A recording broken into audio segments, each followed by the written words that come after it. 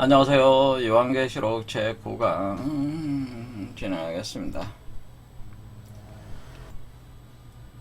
자, 28절 새벽별이라고 하는 것이 이제는 모닝스타로 되어 있습니다. 모닝스타. 영어로 모닝스타인데요. 아침의 별이라고 그러죠. 모닝스타. 이 모닝스타라고 하는 이 별은 그 뭐라고 했냐, 그 모닝스타 이 별을 보통 우리가 그 금성이라고 하는 거죠.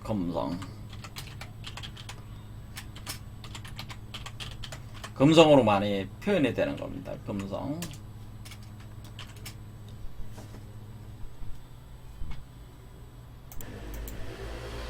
그래서 이 금성이라고 하는 것은 그 영어로 비너스잖아요. 비너스.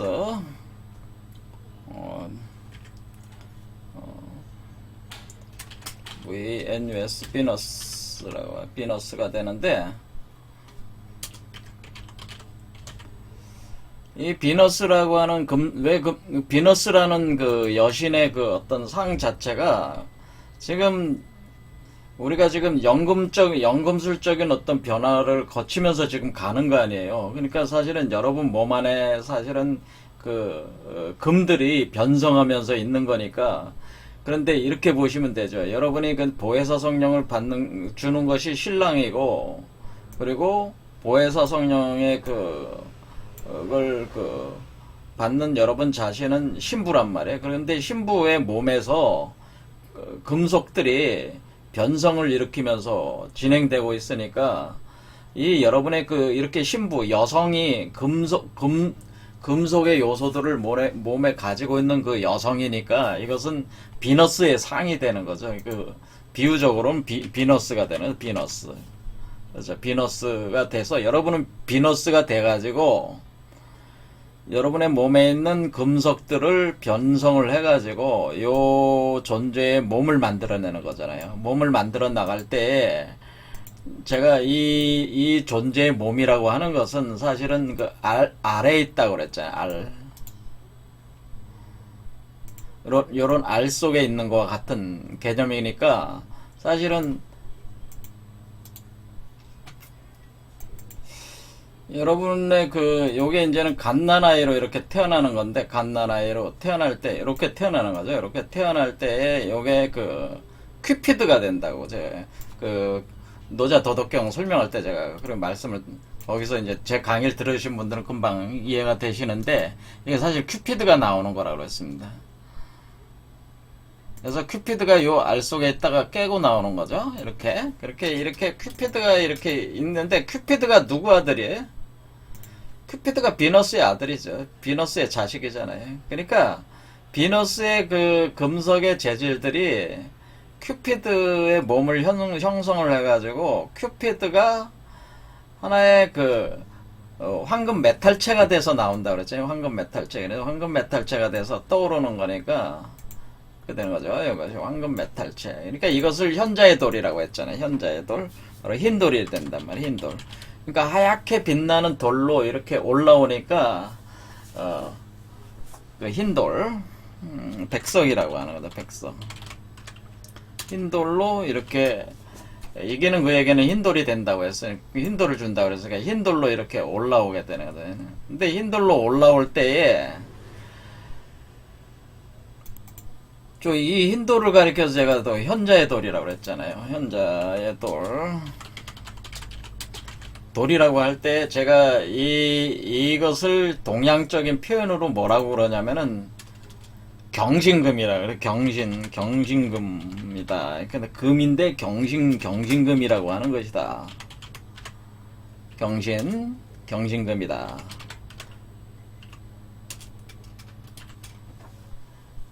이게 경신금인데, 여기서 경이 천간이고 신이 지지예요.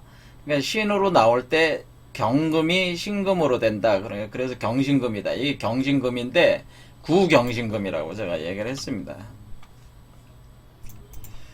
그러니까 이게 여러분이 하얗게 빛나는 돌이니까 하나의 그 별처럼 보이는 거 아니에요? 별이잖아요. 별이요. 그러니까 이게 이것 자체가 새벽별이 되는 건데 왜 새벽이라고 그러는 거냐면은 이제 우주가 막 시작한 거 아니겠습니까? 우주가 막 시작하는데 하나의 돌로부터 이 우주가 지금 전개가 되기 시작하는 거란 말이에요. 전개가 되는 거기 때문에 그 하나의 돌. 그렇게 할 때 우리가 이제 요 그 비너스 그 금성을 뭐라 그러냐면은 요것이 그러니까 이게 우리 동양 우리 말로 이게 이제 장경성이라고 그래. 장경성.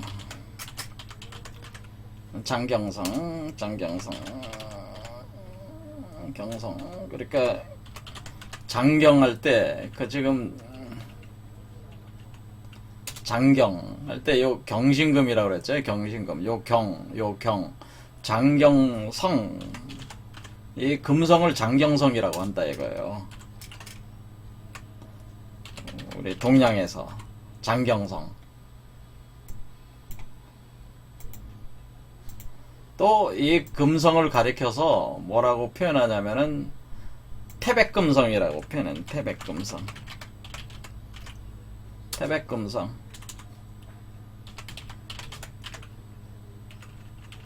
그러니까 여기 그 흰돌이 그 백이잖아요. 흰돌, 백석, 현자의 돌, 흰돌. 그러니까 백이잖아요. 백으로 희게 빛나는 금성이다. 태백이 되는 금성이다. 그러니까 하얗게 아주 크게 하얗게 빛나는 금성이다. 태백금성. 이라고 하고 요 금성을 또 다른 말로 뭐 하냐면은 그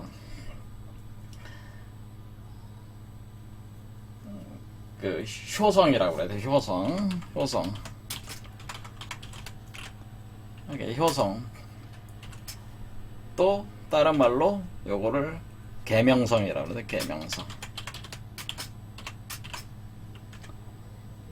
계명성 할 때 계명성.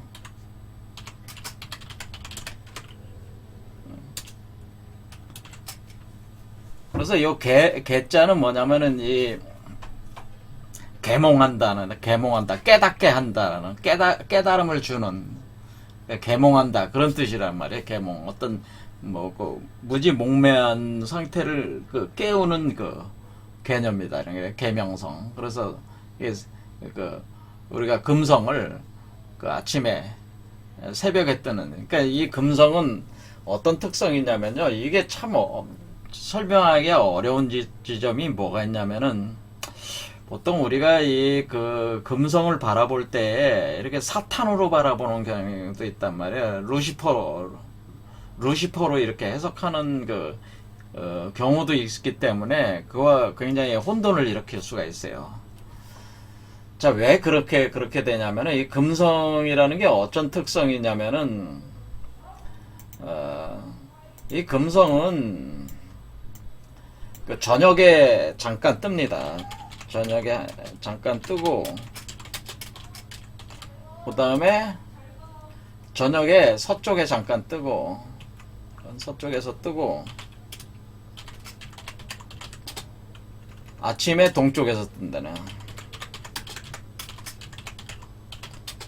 새벽에 잠깐 동쪽에서 뜬다.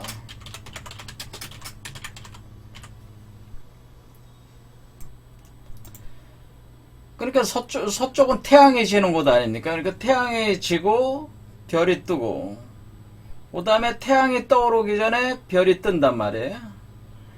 그러니까 마치 이 금성이 하는 역할 자체가 뭐냐면은 태양이 지고 그 별이 뜨니까 태양이 점점 축소되는 개념이잖아요.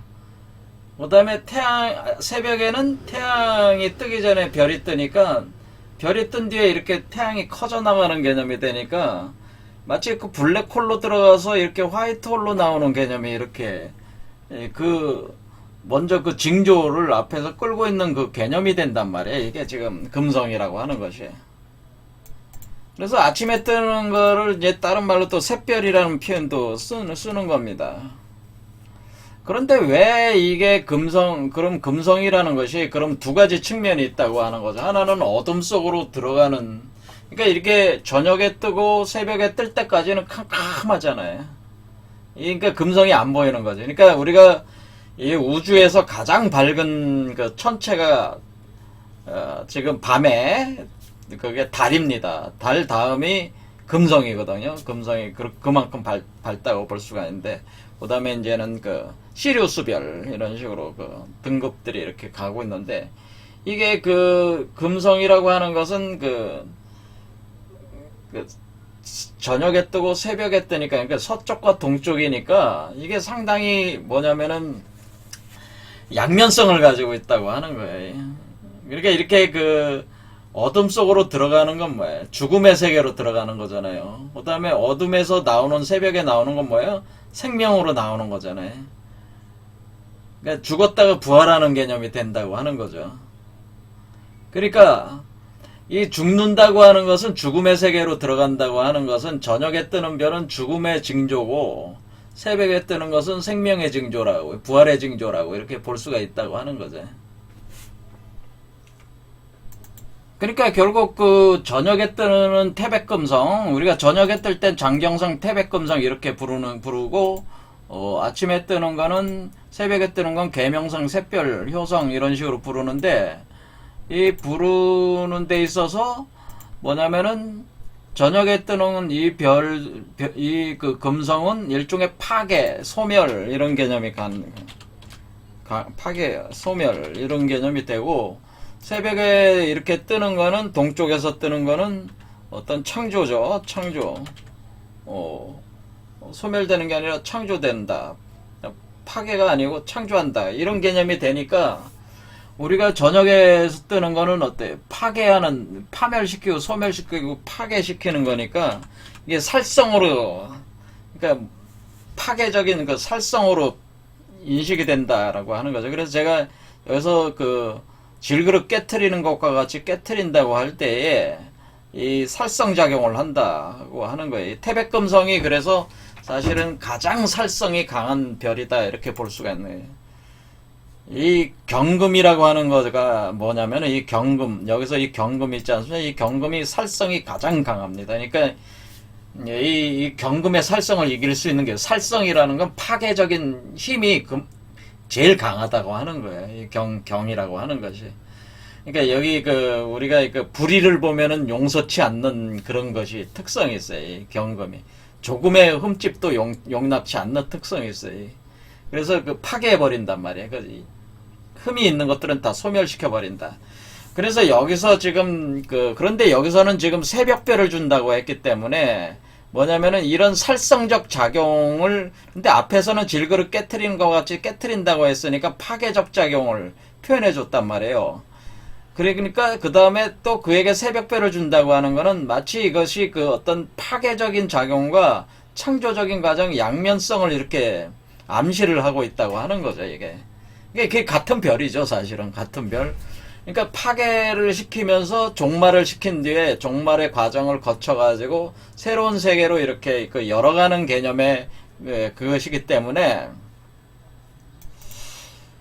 그러니까 요게 파괴, 소멸, 죽음이라는 어떤 그런 특성, 파괴, 소멸, 죽음이라는 관점으로 볼 때는, 이것은 어떤 사람들에게는 뭐가 되냐면은, 그러니까 별이, 금성이 죽음의 세계 속으로 떨어져 들어가는 거잖아요. 별이 떨어져 들어간다는, 그러니까 밤에 안 보이니까 이제 떨어져 들어간다는 개념이 되기 때문에, 이것이 마치